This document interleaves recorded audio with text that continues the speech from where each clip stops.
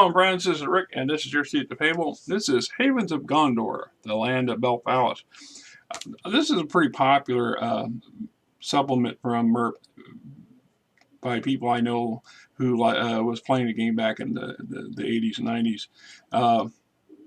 It encompasses an area of Gondor that is both the epitaph of what Gondor could have been had not time, age, and constant warfare and other issues taken its toll.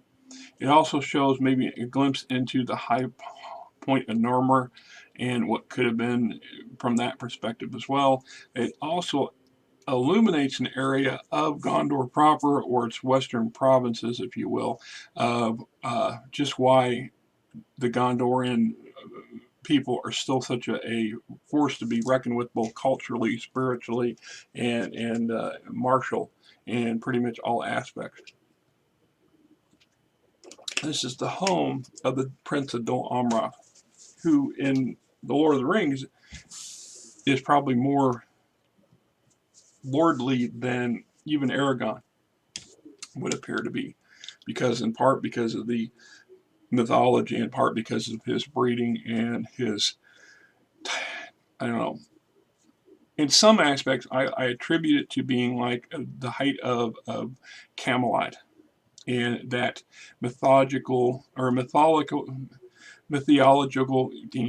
know what I mean, that myth of Knights of the Round Table and glitter and glam that goes with that type of world. We also have a little bit of additional information on shipping and other kinds of things that we'd encounter in the Bay of Belfalis, along with the coast. So we have our guidelines, our connections, adapting this module to your campaign. And I like to term these things as source books, not modules, because they contain so much more information than an average adventure module does. The introduction and history. So the Havens of Gondor focuses on the Great Five called Dor and Ernell, in the land, or the land of the Prince, comprising all the lands between the rivers of Gilrain and the Ringel Morstred Vale, including the whole of the hilly peninsula called Belfalis. It is a strategically province blessed with the fine ports and fair weather. It lies at the heart of southern Gondor, and aside from land, it is the westernmost of the Stoneland's well-settled regions. I have used this setting numerous times, and both MERP and for renaming it for other purposes to serve as kingdoms in D&D games that I've played, and Rollmaster I've played over the years. So we got an overview, the history of Doranel, coming of the Elves, the coming of the Encotus, the founding of the Elhad, or the Elfhaven, the founding of the Seaward Tower by Gladriel in the Second Age, the arrival of the Numerians in force, founding Gondor, the founding of Doranel. The appointment of the family was known as the House of Edhelion, and was named for the lord who captained a small fleet of faithful during the downfall. An accomplished warrior and an unrivaled seaman, Edhelion had been on many voyages from the shores of his adopted land. He sailed well beyond Umbar to the south and Andras to the west, and he knew the coast of western Middle Earth quite well, with considerable skill in dealing with foreign races was well known. He counted many friends among peoples other than Numerians that had scarcely heard about. Most important of all, save his trustworthiness, was his bond with the elves. The elves of both Peligr and Elhalden treated Edhelion as one of their own kind. So he was the founding prince of Dol Amroth. Yeah. So we got the growth of Doranel, the founding of the town of Blond and Ernell, also known as Dol Amroth, Gondor's kinstrife and strengthening of Doranel. Well, the kinstrife was raging. This particular region was more self-contained and seen a lot less division amongst his people, in part because most people that lived in the region were attuned to the prince as their king, so as their their leadership, and a little bit more distant from Gondor proper. It says here, Londondel's distance from the conflict spared its nobility from being caught up in Castamer's ruins, so the folk of Belfalis only realized the extent of the disaster when the kinstrife was over. Great plague years, Gondor's gradual decline, and the effects on Dornell.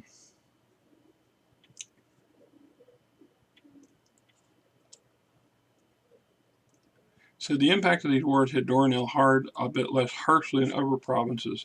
Many of Prince's kin served and were lost in the war, sending the line. Meanwhile, many of the elves remaining in the Elfhaven abandoned their haven to go over the sea. Their departure robbed the neighbors of fast friends and preceded a calamity which brought a change in the character of the land of the prince.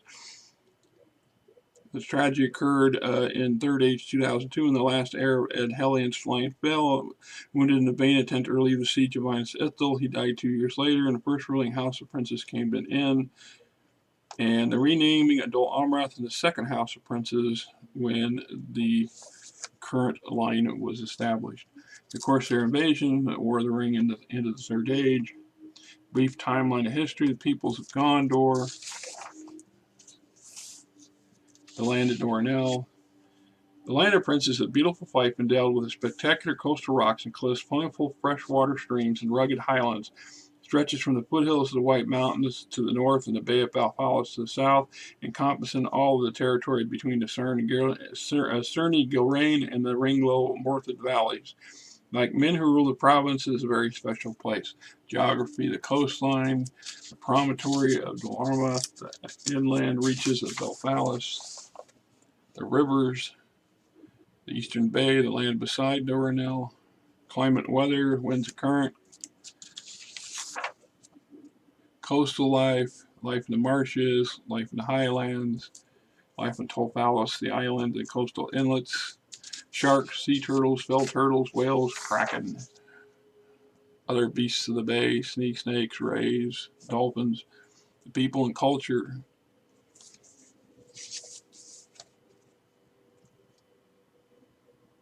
The vast empire of Gondor represents an amalgam of people and their varying customs. The Dunedain are the dominant group, but except for the few locales, Balfalis, and the great cities of the lower Anduin Valley, there has been a considerable intermingling of culture preserved from Nurmur with that of earlier peoples who have become Gondor subjects. Yet even the prince's domain in the heart of Gondor, two rather autonomous peoples reside. The elves of the Edhelond still preserve their customs and sail swan ships from their haven. Respected by the Dunedain, others fear them as enchanters. Their independence is unquestioned. Like the elves, the clans of the Dunedain called the Erdrim, or the mountain host or mountain folk, relatives of the Dunlandings, are considered part of Gondorian society. They live in the highland valleys of the Erd Harthian and retain their distinct cultural identity despite the pervasive Dunedain influence. These folks have long been dispossessed of whatever land that the stronger Dunedain desired, cling to their remote enclaves. The kings of Gondor tolerate their traditions as long as they are not grossly inhumane and so long as they present no danger to the royal authority. So we got the Dunedain of Dornell, their appearance, religion, family life, language. This gives you a really good insight into the Dunedain, the lesser Dunedain and the diminished Dunedain that have retained ties to their origins of Nurmur. Mountain folk, common folk of the lowlands, the elves, politics, power, the government, the various princes, vassals, the people in here, elves at Helen, Warcraft and Dornell. Said here, Dornell's warriors and sailors are among the finest in the indoor. Aside from the King's Own Guard and the Royal Rangers, the warriors of the Prince's service are the most thoroughly trained, best equipped, and most loyal to be found in any Gondor's host. Prince's seamen and those of the elves at Ed Helland are virtually peerless. The skill in warcraft speaks well in Dornell's society, but it also suggests the necessity of readiness in the face of threats from the Umbar and Herod, as well as those who might arise in the highlands of the prince's domain. The residents of the land of the princes are well off, and they guard their wealth with considerable fervor. The prince's army and navy, his warriors, starting with the knights and then the esquires, Prince's yeomen, men-at-arms, and then the militia. Military organization, elven military groups, the fleet, Eridan military groups, life at the court of the princes. Life at the castle of Dol Amroth is a cycle of entertainments, hunts, and tourneys. Quests, battles against raiding Corsairs, and military expeditions to King's service punctuate the court's pleasures. While waves crash against the cliffs below, the prince's nobles feast, toasting each other's heroics with their bejeweled golden goblets. Knights and their beauteous ladies dance in the great hall to the melodies of finest harpers in Gondor. Heroes rise to propose quests to far lands and challenge one another to joust at forthcoming tourneys. No wonder that even the other Dunedain find the prince's court remarkably elvish. Like I said, it's really a magical place. Really, that true medieval fantasy knights and uh, late damsels in distress, that sort of stuff, just the whole thing reeks of it, which makes for a really good play. The economy, trade with the north, trade with the east, currency, the fairs, trade with the elves, trade with the south, craftsmen and coinage, organizations, the nobility, the merchants, the guilds, privateers, masters of power, privateer routine, privateer ships and tactics, captured prizes, smugglers and thieves. What we got here? Various NPC characters, people's a note. Dol Amroth itself. Now I had a beautiful map that goes with this, and it could be over here in this stack of stuff somewhere. I tried to find it, but I wasn't successful. But I know that there was a map that came with this, and I'm pretty sure I still have it. But you got the breakdown of the city and the town, and the castle itself, additional towers and out settings, the Elfhaven at Elhaven.